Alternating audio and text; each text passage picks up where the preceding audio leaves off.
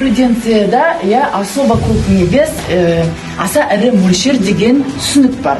Марихуана деген есірткіде аса ірі мөлшер 1 килограмм салмақтан басталады. Высушенная марихуанада.